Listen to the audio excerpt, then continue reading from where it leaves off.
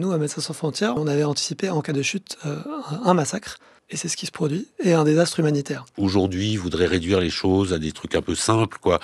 Musulmans contre chrétiens, non, c'est pas le cas, c'est musulmans contre musulmans. C'est deux visions du Soudan qui s'affrontent. C'est vrai qu'aujourd'hui, on a le sentiment que, par exemple, nous, à Médecins sans frontières, on a le sentiment d'être un peu seuls. Des rapports font Des état enquêtes, de la journalistes. présence de mercenaires colombiens qui servent à acheminer des armes pour le compte des Émirats. Vous aurez, de toute façon, dans les années à venir, des migrations de Soudanais, parce qu'ils n'ont nulle part où aller, et qu'en Tchad, en Libye, ils sont maltraités. Après 18 mois de siège, la chute de la ville d'El Fasher au Darfour marque un tournant dans la guerre au Soudan. En s'emparant de cette ville stratégique, les forces de soutien rapide, FSR, du général Hemeti contrôlent désormais la quasi-totalité du Darfour, vaste région qui couvre près d'un tiers du pays à l'ouest. Face à elle, l'armée du général Abdel Fattah al-Burhan dispose d'une assise inégale, à Khartoum et à l'est du pays. Deux pôles, deux armées, deux Soudans, l'un tourné vers la vallée du Nil, l'autre vers le Sahel. Dans ce pays aux 8 frontières, la rivalité entre deux chefs de guerre s'enracine dans les fractures ethniques et territoriales du Soudan, tout en attirant les ambitions des puissances régionales, Émirats arabes unis, Égypte, Turquie. Le risque est désormais celui d'un État morcelé, livré aux milices et aux influences étrangères. Le Soudan se dirige-t-il vers une partition de fait? Peut-il survivre à cette fragmentation territoriale et communautaire? Assiste-t-on, comme en Libye hier, à la disparition d'un État sous le poids de la guerre et des appétits extérieurs? Nous allons en parler avec nos deux invités. Bonjour Jérôme Toubiana. Bonjour. Merci infiniment d'être là. Vous êtes conseiller aux opérations de Médecins sans frontières, spécialiste du Darfour, du Soudan et du Soudan du Sud. Et vous rentrez du Darfour, vous nous raconterez ce que vous en avez vu. Face à vous, Christophe Ayad, bonjour à vous. Bonjour. Merci d'être là dans Question du Soir. Vous êtes journaliste au Monde et je cite votre documentaire co-réalisé en 2007 avec Vincent de Cointet et diffusé sur Arte, Darfour, autopsie d'une tragédie. Merci à tous les deux d'être là.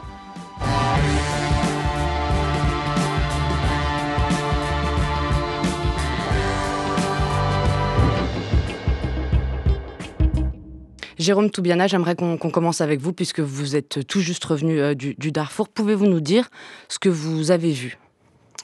En fait, là, j'étais dans une région au nord Darfour, qui est pas loin de la ville d'El Fasher qui vient d'être prise, mais qui n'est pas tenue par les forces de soutien rapide. Il n'y a pas que El Fasher qui ne contrôle pas. Il y a aussi cette région qui fait partie d'enclaves tenues par des groupes rebelles. Des groupes rebelles qui sont les groupes rebelles historiques du Darfour, qui ont lutté contre l'armée et les milices janjaouides devenues les forces de soutien rapide, les milices arabes du Darfour. Les FSR, on dit souvent paramilitaires, ouais, par rapport à l'armée les régulière. Paramilitaires, qui donc étaient les grands alliés, les supplétifs de l'armée, et puis qui se sont fâchés avec l'armée, et donc il y a cette compétition pour le pouvoir. Et ces groupes rebelles historiques qui recrutent parmi les communautés non arabes du Darfour, ils ont progressivement, pas facilement. Au début, ils se présentaient plutôt comme neutres. Ils disaient, voilà, ce sont nos ennemis, nos persécuteurs qui s'affrontent, laissons-les s'affronter et regardons le match. Mais les forces de soutien rapide qui recrutent parmi les Arabes du Darfour, les anciennes milices janjaouides, ont très rapidement, quand le conflit a commencé en avril 2023, continué leur guerre contre les communautés non arabes du Darfour. Et ça a fait que, il y a eu cette résistance de ces communautés contre les forces de soutien rapide, qui a conduit à une alliance avec l'armée. Mais surtout, ces groupes rebelles non arabes du Darfour, c'est eux qui mènent une grande partie de la guerre, et pas seulement au Darfour. C'est eux qui ont beaucoup contribué à la libération de Khartoum, par exemple, et aujourd'hui à la libération du Kordofan, à la reprise par l'armée du Kordofan entre le Darfour et le centre. Et ce que j'ai vu, c'est cette résistance, en fait, en réalité. Et dans la zone où j'étais, tout le monde était suspendu à son téléphone ces dernières semaines parce qu'on n'arrivait plus à contacter El Fasher et parce que tout le monde a la famille à El Fasher et tout le monde craignait que ces gens soient massacrés. Et c'est probablement ce qui s'est passé, même si on a très peu d'infos, seulement par les vidéos très meurtrières d'ailleurs que les FSR eux-mêmes mettent en ligne. Et on va parler longuement avec vous de la situation humanitaire qui est catastrophique et également des origines de ce conflit. Mais restons en effet sur cette ville d'El Fasher qui est donc à l'ouest du pays, la capitale du Darfour du Nord. Pourquoi, alors que vous venez de le dire, Jérôme Toubiana, le conflit dont on parle a commencé en avril 2023, cette prise d'El Fasher par les FSR constitue-t-elle un tournant ou pas d'ailleurs, Christophe Ayad? Alors, si tournant il y a, c'est parce que c'était la dernière enclave importante de l'armée soudanaise au Darfour. C'était sa dernière empreinte. Et tant que El-Fasher tenait, on pouvait se dire que l'armée pouvait à un moment ou à un autre lancer une contre-offensive, d'autant que El-Fasher, c'est un aéroport. Dernière chose, c'est que El-Fasher, c'est symbolique. C'est là que a commencé la guerre civile du Darfour en 2003. Donc il y a quelque chose, c'est là que des groupes dont parlait Jérôme, Tubiana, c'est-à-dire les groupes non arabes du Darfour, ont commencé à attaquer l'armée en prenant l'aéroport. Il y a quelque chose de très symbolique et comme une sorte de boucle, qui se termine, quoi. Là, on a l'impression, vu de loin, je pense que sur le terrain c'est beaucoup plus divers, mais l'impression d'un Darfour épuré, normalisé, sous la coupe des milices arabes du Darfour qui sont devenues les FSR. Vous partagez, Jérôme Tubiana, peut-être un petit peu d'histoire aussi pour nous aider à comprendre. Je partage tout à fait l'idée que c'est symbolique, même au-delà de la guerre de 2003, la première guerre du Darfour. C'est symbolique parce que c'est la capitale historique du Darfour, c'est la capitale du sultanat du Darfour qui existe depuis le XVIIe siècle. Et donc, pour des communautés arabes nomades, transfrontalières, ce sultanat était aussi quelque chose à abattre historiquement, dès 2003. Quelque chose dans lequel ils n'avaient pas forcément leur place, ou en tout cas pas forcément l'hégémonie que les FSR aujourd'hui prétendent établir au nom de ces communautés arabes. Et c'est là qu'il y a eu quelque chose de très symbolique aussi, c'est qu'à El-Fasher, les populations civiles, bien plus que l'armée, se sont battues avec ces groupes rebelles et ont rejeté les FSR, et donc ont pris les armes elles-mêmes. Ce qui explique l'aspect très vengeur et de la violence actuelle des FSR à l'égard de ces populations civiles. En fait, ce qui s'est passé à El-Fasher, c'est d'abord un siège qui a duré 18 mois, un siège qui s'est resserré de plus en plus, qui a coupé la ville de tout approvisionnement extérieur en nourriture, de la part des ONG comme nous, qui avons dû quitter notre dernière présence dans l'enclave en question en février dernier. Et puis aussi pour simplement des commerçants qui n'ont pas pu approvisionner la ville en nourriture. Donc il y a eu une famine très violente. C'est le premier endroit au monde qui a été récemment déclaré en famine, avant d'autres endroits au Soudan et avant même Gaza. Et donc ce qui s'est passé, c'est donc ce siège très violent avec des attaques régulières. Plus de 250 attaques des forces de soutien rapide qui ont été repoussées par cette population mobilisée jusqu'à cet épuisement final qui a eu lieu et qui a permis au FSR de prendre la ville, mais pas de manière apaisée, dans une violence extrême.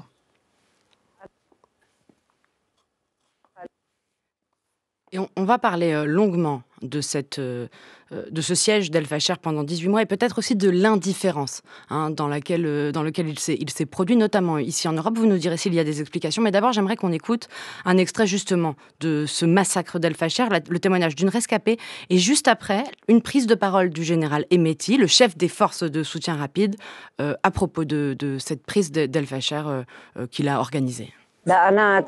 Les bombardements et les attaques de drones étaient constants. Ils nous tapaient à coups de crosse, de fusil jour et nuit quand on ne se cachait pas. Des abus ont été commis à El-Fasher. La commission d'enquête va immédiatement commencer son travail. Elle tiendra responsable tout soldat ou officier qui a commis un crime ou abusé de sa position contre qui que ce soit. Christophe Ayad, c'est assez étonnant d'entendre le chef des FSR presque reconnaître qu'il y a eu des exactions, des massacres. Oui, alors il aurait du mal à faire le contraire. Ses propres soldats, enfin ses propres hommes, ont posté sur les réseaux sociaux les images de leurs propres exactions, dont un certain Abou Loulou, qui est devenu extrêmement connu par sa cruauté et qui a été par la suite arrêté. Faut pas non plus imaginer que ces gens vont être jugés. Ils ont été arrêtés. Qu'il y aura une commission d'enquête comme on vient d'entendre. Non plus, évidemment que non. Alors, c'est pas le premier massacre qui a lieu au Soudan. C'est juste que là, c'est à l'échelle d'une ville entière et d'une capitale régionale. Et c'est ça peut-être qui choque un peu les Soudanais, enfin qui choque plus les Soudanais qui sont habitués à des horreurs depuis 2-3 ans que dure leur calvaire et cette guerre civile. Ne parlons même pas des habitants du Darfour qui eux sont habitués à des massacres. Il y avait déjà eu celui de Djenena, c'est-à-dire un siège, la ville tombe et ensuite des exactions. En quelle année ? Donc, en 2000, il y a 2 ans exactement, à l'été 2023. Parce qu'on pourrait même remonter aux années 90, aux années 2000. Enfin, on a l'impression que ce conflit, il est très souvent... Ce conflit est jalonné de massacres. Celui-ci est l'un des plus grands dans une des plus grandes villes. Alors, si on reste sur cette prise d'El Fasher avec vous, Jérôme Toubiana, peut-être qu'est-ce que ça change aussi d'un point de vue humanitaire, vous qui êtes le conseiller aux opérations de Médecins sans frontières ? Ce que ça change, bon, d'abord, ce qu'il faut dire, c'est que nous, à Médecins sans frontières, on avait anticipé en cas de chute. On ne pouvait pas espérer cette chute, mais on avait anticipé en cas de chute un massacre. Et c'est ce qui se produit, et un désastre humanitaire. Le problème aujourd'hui qu'on a, c'est d'abord que quand il y a eu des attaques précédentes, des violences précédentes, y compris à El Fasher ou à El Geneina, comme le mentionnait Christophe, les gens ont quand même pu se déplacer relativement librement pour atteindre des lieux de sécurité et de l'aide humanitaire. Et aujourd'hui, ce qu'on observe à Taouila, où on est aussi basé... Taouila, c'est une ville à 60-70 km à peu près de El Fasher. Une petite ville à 60 km d'El Fasher. Alors, pour complexifier un peu les choses, qui n'est ni contrôlée par l'armée, ni par les FSR. Qui est contrôlée par un autre groupe rebelle, l'armée de libération du Soudan, un des fondateurs de la rébellion du Darfour, qui a décidé dans ce conflit de ne pas participer, en fait, de rester un non-belligérant, ce qui garantit une sécurité relative dans les lieux, et ce qui fait que, dans ce lieu, dans cette ville, et ce qui fait que nous, on s'y est installés, on a ouvert l'hôpital là-bas, je suis allé 2 fois il y a 1 an exactement, et depuis, dans le cadre du siège, on a vu y arriver environ 600 000 personnes déplacées d'El Fasher, selon les périodes et les vagues de violence. Mais ce qu'on observe aujourd'hui, c'est que très peu de gens y arrivent, alors que des violences massives ont lieu. On a moins de 10 000 personnes qui sont arrivées, et on se demande où sont les autres. Est-ce qu'ils sont morts ? On sait que certains ont été tués. On sait que d'autres sont retenus sur les routes. On sait que pour pouvoir passer, pour pouvoir voyager, les FSR prennent parfois de l'argent aux gens, voire leur demandent des rançons pour sauver leur vie. Et on sait que les FSR aussi essaient de concentrer les gens dans certains endroits, tout en essayant d'y attirer l'aide humanitaire. Et tout ça pose un certain nombre de problèmes, déjà de problèmes éthiques. La première chose à demander, à mon sens, au FSR, c'est qu'il y a eu des blessés, il y a forcément eu des blessés, et que le seul hôpital à des milliers de kilomètres à la ronde, à proximité d'El Fasher, c'est notre hôpital de Médecins sans frontières à Taouila. Et on pense qu'il devrait y avoir beaucoup plus de blessés qui y parviennent, librement et sans payer. On sait, Christophe Ayad, qu'on manque aussi d'images de ce conflit, ce qui souvent aide aussi les organisations humanitaires. Comment on peut l'expliquer ? Qu'est-ce qui se passe très concrètement ? Et peut-être aussi pourquoi peut-être qu'on a fermé aussi les yeux sur ce siège. Oui, mais alors concrètement, il faut comprendre que c'est une région du monde qui est extrêmement difficile d'accès. Je veux dire, il y a... Pourquoi la guerre au Darfour a éclaté en 2003 ? Parce qu'il y avait 300 km de route pour un territoire grand comme la France. De route goudronnée, je veux dire. Donc, tout simplement, on est dans le sous-développement le plus total. Vous êtes très loin de la côte, donc de l'entrée du Soudan officiel aujourd'hui, qui est Port-Soudan. Vous êtes aux confins du Tchad, tout au bout du Tchad. Donc là aussi, c'est une zone extrêmement reléguée, extrêmement pauvre, difficile d'accès. Donc déjà, pour la presse internationale, y accéder, c'est pas simple. Ça réclame un effort, un investissement considérable en temps, en argent, en moyens. Ensuite, il y a un conflit d'une complexité terrible à expliquer, où en fait, les gens aujourd'hui voudraient réduire les choses à des trucs un peu simples, quoi. Musulmans contre chrétiens, ben non, c'est pas le cas, c'est musulmans contre musulmans. Mais alors, qui sont les bons, qui sont les méchants ? En fait, vous avez que des méchants parmi les belligérants aujourd'hui. Et vous avez les civils qui, eux, sont les principales victimes. Et les puissances étrangères qui mettent leur nez là-dedans, et les on va en puissances parler. étrangères à l'échelle régionale et les milices à l'échelle locale. Parce qu'en fait, vous pouvez très bien traverser le Darfour et changer d'autorité tous les 30-40 kilomètres parce que une milice locale, un petit front de libération a pris le contrôle d'une ville, le gère, etc. Les FSR contrôlent le Darfour, mais ne le dirigent pas au sens propre. D'abord, leur but n'est pas forcément de diriger les choses. C'est plus une logique de dépouille, c'est-à-dire... De captation des richesses ? Voilà, de captation, de razzia. C'est pas, les FSR ne se sont pas illustrés jusqu'à présent en administrant des territoires, se sont illustrés en rasiant des territoires. Et donc, vous avez affaire à un comment dire, conflit d'une complexité énorme sur un territoire extrêmement grand, extrêmement démuni, sur lequel il est difficile de se déplacer, où il faut des moyens autonomes en essence, en communication, etc. Donc c'est pas ouvert pour les médias comme ça. Il faut une volonté farouche pour pouvoir y accéder. Jérôme Toubiana, est-ce qu'on a des raisons du conflit entre les FSR et l'armée régulière?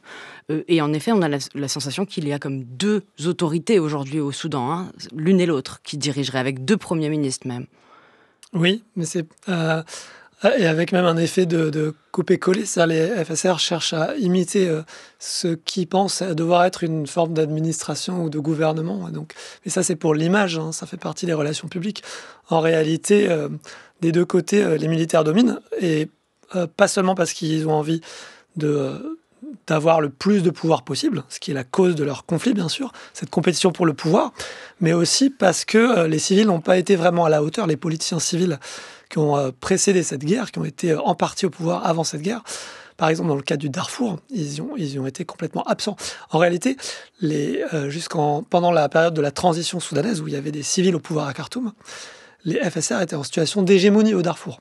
Là, vous parlez même de quelle plus année qu'aujourd'hui, dans les années 2019-20. Et donc... il y a eu un espoir démocratique à ce moment-là. Oui, à Khartoum, mais pas au Darfour. Mais pas au Darfour. Au Darfour, il y a eu des vagues de violence, par exemple à Djenena, qui prédataient la guerre actuelle, qui l'ont annoncée, et qui ont été extrêmement violentes aussi. La différence, c'est que les FSR, à l'époque, en étaient des acteurs, mais faisaient attention politiquement. Et déjà, comme l'a fait Métis récemment, avait tendance à s'excuser pour des violences pourtant dans lesquelles ils avaient une main à l'évidence. Mais pour répondre exactement à la question, ce qu'on voit, c'est qu'on a d'un côté une armée qui a son histoire et ses bases aussi communautaires, géographiques, etc., qui est totalement à l'opposé de ce que sont les FSR, c'est-à-dire qui n'ont pas cette histoire, qui sont d'abord essentiellement une collection de milices avec une identité tribale encore plus limitée que celle de l'armée. Donc tout les oppose en termes d'identité. Christophe Ayad, est-ce qu'on va vers une partition du Soudan? Je rappelle qu'il y a déjà eu une scission avec le Soudan du Sud en 2011.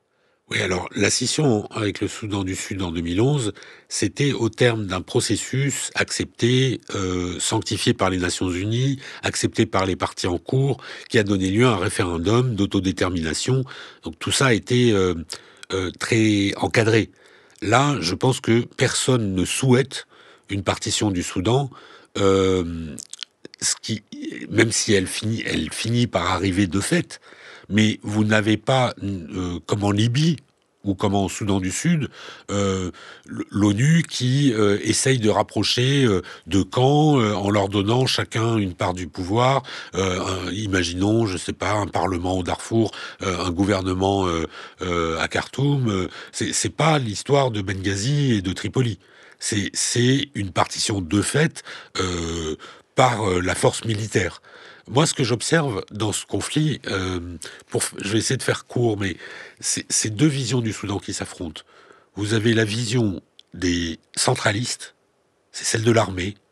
Le centre compte, les marges n'ont qu'à obéir. Le centre, c'est Khartoum? Le centre, c'est Khartoum. La capitale. C'est la vallée du Nil. Hein. C'est ça qui compte, c'est les gens purs, les gens bien, ce qu'on appelle les enfants du pays. Ibn el-Walad. C'est ça, les enfants du pays. Les enfants du pays, ils se voient comme eux, les propriétaires du Soudan. Et là-dessus, vous avez en plus une coloration un peu islamiste. Nous sommes cette armée, depuis le coup d'État du général El-Béchir en 1989, elle a été très très islamisée, et donc elle se voit comme légitime à diriger le Soudan, mais en plus, elle a l'impression d'obtenir ce pouvoir de Dieu. Et en face, chez les FSR, vous avez une vision des marginaux du Soudan, mais c'est-à-dire, c'est les marges qui comptent. C'est le vrai Soudan, il est à l'intérieur, il est dans les terres. il n'est pas à Khartoum.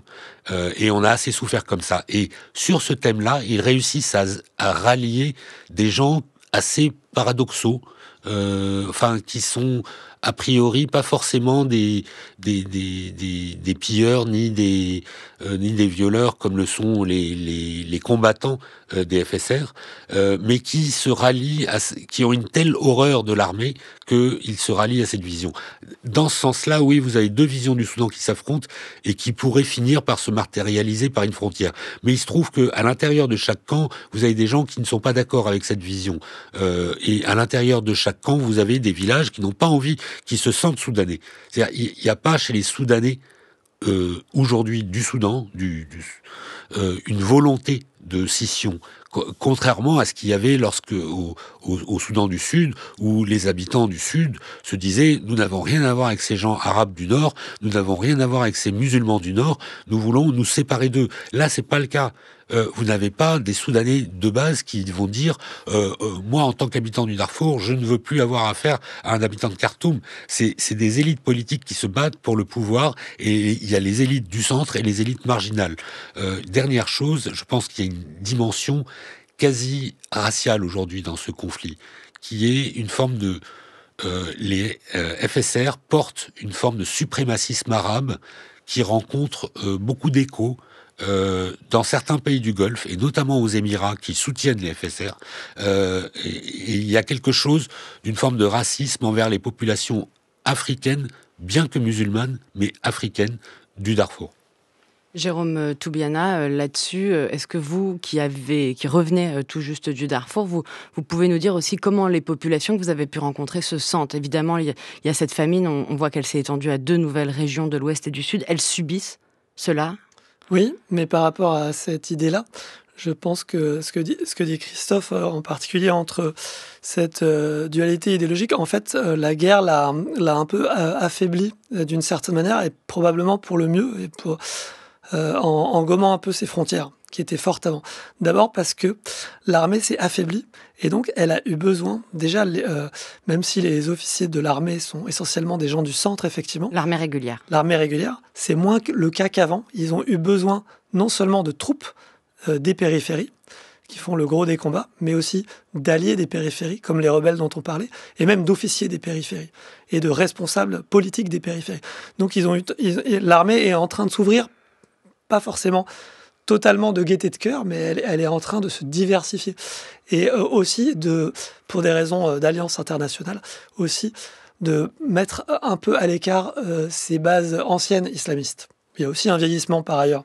De l'autre côté, les FSR ont bien essayé de se présenter comme à la fois des défenseurs de la démocratie et de la révolution, et des populations des périphéries. Déjà, en soi, c'est pas si facile d'avoir un agenda aussi divers aujourd'hui, mais ils ont plutôt échoué. En fait, les massacres qu'ils ont faits envers les populations non arabes dès le début à El Geneina, dont Christophe parlait, ont rendu cet agenda assez peu crédible, ce qui fait qu'aujourd'hui, la majorité de la population du Darfour, qui est non arabe, est d'abord plutôt partisane de l'unité du Soudan, parce qu'elle n'a pas envie de se retrouver dans un Darfour où les RSF ou les FSR, instaurent un suprémacisme arabe ou une hégémonie arabe, comme Christophe le disait. Et donc tout ça fait qu'aujourd'hui, je pense que le scénario de la partition est quand même pas forcément le plus probable, on va dire. Et pour vous, la comparaison avec la Libye, elle tient ou pas vraiment? Pas vraiment. Tu veux répondre peut-être? Non, je pense qu'on l'a entendu, vraiment, Christophe. Pas vraiment, effectivement. Parce Christophe Ayad, vous avez l'air de dire que c'est pas vraiment comparable. Je dirais pas vraiment non plus, parce que pour plein de raisons, d'abord historiques, mais aussi parce que, donc justement, il y a beaucoup de Soudanais, par exemple des périphéries, notamment du Darfour, parfois la majorité de certaines communautés vivent au centre. Ils travaillent au centre, ils vivent au centre. Pas forcément aux postes les plus importants, mais comme parfois des ouvriers de base dans l'agriculture. Certaines villes de l'Est où l'armée n'a jamais perdu le contrôle sont en majorité peuplées de gens des périphéries de l'Ouest. Donc pourquoi voudraient-ils ne plus perdre une partie de leur pays, comme l'ont perdu d'ailleurs les Soudanais du Sud, dont beaucoup vivaient à Khartoum et parfois regrettent l'indépendance aujourd'hui. Vous avez plus d'habitants du Darfour à Khartoum qu'à El Fasher. Qui est au Darfour. Qui est au Darfour. Tout à fait. Pour des raisons professionnelles plutôt. Professionnels, ou parce qu'ils ont été déplacés par les combats. C'est avec une grande tristesse que je suis les nouvelles tragiques en provenance du Soudan, en particulier de la ville d'Al-Fasher, dans la tourmentée région du Darfour septentrional.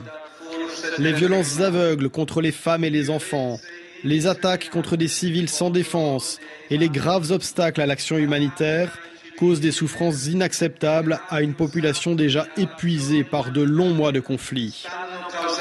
J'adresse un appel sincère aux parties impliquées pour un cessez-le-feu et l'ouverture urgente de couloirs humanitaires. Enfin, j'en appelle à la communauté internationale pour qu'elle intervienne avec détermination et générosité. On vient d'entendre la voix du pape Léon XIV qui a appelé hier à un cessez-le-feu au Darfour, traduit ici par nos confrères de Radio France Internationale. Et j'aimerais qu'on en profite pour parler donc de ce regard de la communauté internationale. Pourquoi a-t-il mis autant de temps à enfin, comme on le fait d'ailleurs nous ce soir, mettre la focale sur ce conflit et aussi sur le poids des autres pays. Peut-être pour le résumer, mais parce que c'est pas simple de comprendre, les FSR, donc dont on parle depuis le début, qui ont pris El-Fasher, qui est ce groupe paramilitaire, ont le soutien des Émirats Arabes Unis. J'aimerais que vous nous disiez pourquoi, si on sait pourquoi, alors que l'armée régulière l'armée régulière du Soudan, a le soutien de l'Égypte et de l'Iran, par exemple, pendant que le Tchad et la Libye sont ambigus. Est-ce que j'ai bien résumé ? Est-ce que vous pouvez essayer de nous expliquer avec vos regards à tous les deux, Christophe Ayad et Jérôme Toubiana, comment comprendre aussi les enjeux régionaux, voire internationaux qui concernent le Soudan ? Alors, l'Égypte, c'est simple. L'Égypte souhaite un Soudan uni sous la coupe des militaires parce que ça ressemble à l'Égypte. Et l'Égypte a toujours été, jacobine. Dans ce sens-là, elle soutient la force la plus jacobine, l'armée soudanaise, bien qu'elle soit légèrement encore un peu assez islamiste sur les bords, et ce qui n'est pas du tout le cas du pouvoir égyptien, mais c'est pas grave, c'est des militaires, on peut s'entendre avec. Égypte qui partage la frontière nord du Soudan. Les Émirats, qui sont dans le camp d'en face, il y a une forme d'aventurisme. Alors, il y a des intérêts très immédiats. Les FSR exploitent de manière totalement sauvage et illégale des mines d'or, et les Émirats sont très friands d'or parce que c'est le premier marché d'or mondial pour alimenter Dubaï. C'est aussi simple que ça. Donc quand vous allez faire vos courses et que vous achetez un bracelet en or à Dubaï, il y a des chances que l'or provienne du Soudan et finance la guerre. Et finance la guerre. Ensuite, il y a l'idée que, à travers les FSR, si les FSR l'emportaient, le Soudan pourrait devenir une sorte d'immense réserve agricole, stratégique, pour pas cher, des Émirats, aux portes de l'Afrique et de la mer Rouge. C'est-à-dire que faut pas oublier que le Soudan a une côte sur la mer Rouge qui contrôle le canal de Suez, et que donc celui qui remporte le Soudan, il remporte cette mise-là. Alors évidemment, l'Arabie Saoudite qui est en face regarde pas ça d'un très bon œil et aimerait que le Soudan reste dans le giron de l'armée. Donc voilà pourquoi et comment se positionne chacun, mais il y a une forme d'aventurisme un peu très audacieux et très cynique de la part des Émirats Arabes Unis, comme ça a été déjà le cas en Libye, comme ça a été le cas en Érythrée, comme ça a été le cas en Somalie. Ce pays, il faut quand même voir un jour la carte globale de ses interventions au Yémen. C'est un pays qui est extrêmement actif, qui n'hésite pas à déstabiliser des pays entiers pour ses propres intérêts, qui sont parfois un peu nébuleux. Il faut dire que le Soudan a des réserves et des ressources extraordinaires. Or, pétrole, la gomme arabique qui sert par exemple pour les chewing-gums ou les sodas. Le Coca-Cola. Le bétail que je suis en train de boire actuellement, vous avez l'œil Christophe Ayad, le bétail qui continue d'être exporté massivement à l'étranger. C'est vrai, quand on lit ça, Jérôme Toubiana, vous avez l'expérience du terrain, vous allez nous dire, mais on se dit qu'on est complètement en train de déposséder les Soudanais de leurs propres ressources et qu'en fait, ceux qui achètent toutes ces ressources financent ces groupes armés qui mènent cette guerre. Ou est-ce que c'est trop résumé ? Oui, mais en réalité, par exemple, c'est là que je rejoins l'idée de l'aventurisme, c'est que les Émirats, ils bénéficiaient de l'or soudanais avant la guerre, de toute façon. quel que soit le côté d'où il venait, il finissait à Dubaï. Et aujourd'hui encore, il y a plus d'or côté armée régulière et il finit toujours à Dubaï. Le commerce n'est pas toujours politique. Mais c'est là que je vois de l'aventurisme. Je vois que ça va bien au-delà de l'exploitation des ressources. Ça va... les Émirats sont un peu le dernier arrivé dans la région. C'est les autres pays du Golfe avaient tous déjà une politique soudanaise. Le Qatar, l'Arabie Saoudite étaient influents. Et pour eux, l'intérêt, c'est que ça ne change pas puisqu'ils ont déjà placé leur pion sur la table. Les Émirats ne l'avaient pas encore placé. Et plutôt que de se contenter de ce qu'ils ont déjà, ils se disent pourquoi ne pas jouer à qui gagne prend tout. Et donc ils parient, l'armée ayant déjà suffisamment d'alliés, ils parient sur les Émirats, sur les forces de soutien rapide, comme dans d'autres pays de la région, ils vont aussi parier sur les outsiders, comme par exemple Haftar en Libye, plutôt que le gouvernement internationalement reconnu. Donc voilà, c'est vrai que c'est une stratégie aventureuse. Le problème qu'on a là, c'est qu'elle fait effectivement des dégâts qui vont durer longtemps. Et vous parliez d'exploitation des ressources. Je pense que même du côté des forces de soutien rapide, on pourrait le voir différemment. C'est qu'avant la guerre, les forces de soutien rapide gagnaient beaucoup d'argent. Aujourd'hui, quand bien même ils venaient à contrôler un bout du Soudan, ils auront une dette avec les Émirats qui devra se payer par l'exploitation des ressources sur un plus long terme. Est-ce qu'on peut faire un lien, Christophe Ayad, entre nos intérêts, nous en tant qu'Européens, avec les Émirats, pour expliquer qu'on ne s'intéresse pas beaucoup à ce conflit ? Alors déjà, on ne s'intéresse pas beaucoup à ce conflit parce que fondamentalement, il n'a pas de répercussions chez nous. C'est-à-dire, vous n'êtes pas dans le conflit israélo-palestinien qui passionne dans les foyers. Il y a une communauté juive, il y a une communauté arabe, il y a des Palestiniens qui manifestent dans la rue, etc. Il est difficile à comprendre en plus. Avec Deuxièmement, vous, ça va mieux, il mais... est complexe. Troisièmement, il a des répercussions à très long terme. C'est-à-dire, vous aurez de toute façon, dans les années à venir, et c'est là que les Européens ont tort de se désintéresser du Soudan, des vagues d'émigration de Soudanais qui ont chassé du Soudan, sont partis au Tchad, puis en Libye, et un jour prendront des bateaux pour aller en Europe, parce qu'ils n'ont nulle part où aller, et que en Tchad, en Libye, ils sont maltraités. Et deuxièmement, il y a nos liens avec les Émirats qui nous achètent des armes, qui investissent dans nos pays. C'est un fonds. Donc, attaquer diplomatiquement de front les Émirats, décréter un embargo sur les armes, c'est se tirer une balle dans le pied commercialement, notamment pour les Français. Armes qu'on pourrait retrouver parmi les FSR ? Jérôme Tobias. Alors d'abord, j'en sais rien. Et les Émirats disent systématiquement absolument Toutes les forces, en effet, en présence dont je viens de parler, étrangères, disent qu'elles n'ont aucune implication, bien sûr. Mais il y a quand même eu beaucoup d'enquêtes journalistiques et non journalistiques par des experts. Il y a eu un rapport des Nations Unies qui faisait état d'un certain nombre de faits et qui finalement a été visiblement censuré. C'était un rapport intermédiaire qui a été leaké. Et dans le rapport final du panel des Nations Unies, il n'y a plus de mention des Émirats. C'est quand même étrange. C'est quand même difficile, normal. Ce serait quand même étrange qu'on puisse imaginer même un rapport qui au moins mentionne des suspicions, on va dire, même si les preuves manquent. Voilà, donc on a un certain nombre de... Après, par ailleurs, je dois vous dire que j'ai évacué du Soudan il y a jeudi matin après un bombardement de drones sur la zone où on était. Et j'ai pensé aux Émirats, évidemment, je pense comme tous les gens autour de moi, parce que comment c'est possible qu'une force paramilitaire qui est quand même composée de gens dont le leader Hemeti lui-même a été scolarisé jusqu'à l'école primaire, évidemment. Donc comment cette force, au départ, qui était composée de supplétifs, arabes nomades, de communautés effectivement très marginalisées et très pauvres, comment se fait-il qu'ils se retrouvent à piloter des drones ? Est-ce qu'ils peuvent vraiment le faire seuls ? Comment se fait-il qu'ils aient un tel soutien en équipement qui leur permettent de bombarder simultanément des zones très distantes, parfois très lointaines, de bombarder depuis le Darfour, l'aéroport de Port-Soudan à des milliers de kilomètres.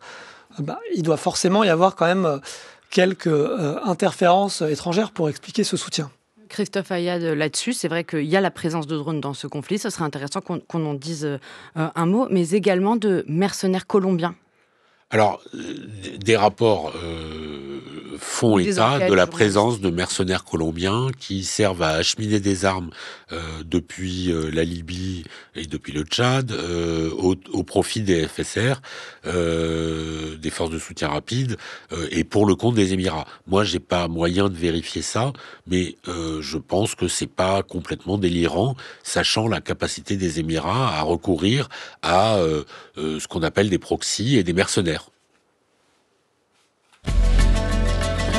Pour vouloir la belle musique, Soudan, mon Soudan, pour un air démocratique, on te casse les dents.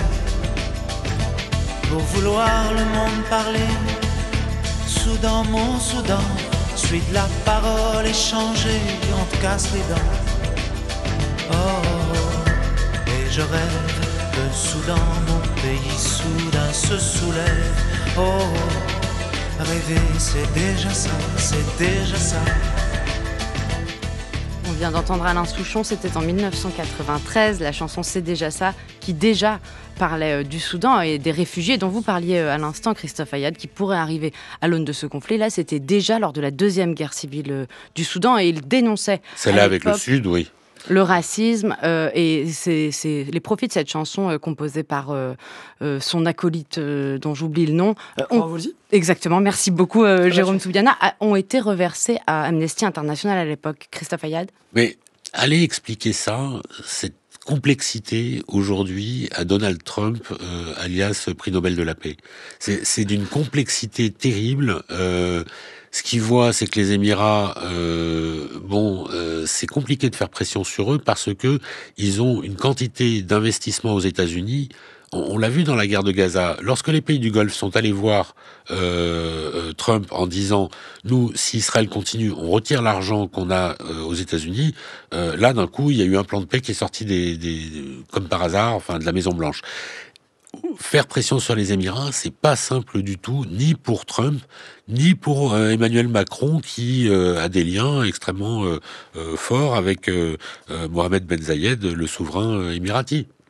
On a entendu tout à l'heure le pape Léon XIV. Est-ce qu'en effet Donald Trump se penche ou pas sur ce conflit ? Qu'est-ce qu'on peut espérer finalement ? Parfois on entend que si personne ne s'en mêlait, déjà ce serait moins pire en termes d'intensité humanitaire. Jérôme Toubiana. Il y a différents types d'interférences étrangères et le Soudan a une longue histoire d'interférences étrangères. On peut quand même pas mettre sur le même plan, par exemple, les anciennes interférences chinoises dans le pétrole soudanais et l'action humanitaire. C'est vrai qu'aujourd'hui, on a le sentiment que, par exemple, nous, à Médecins sans frontières, on a le sentiment d'être un peu seuls.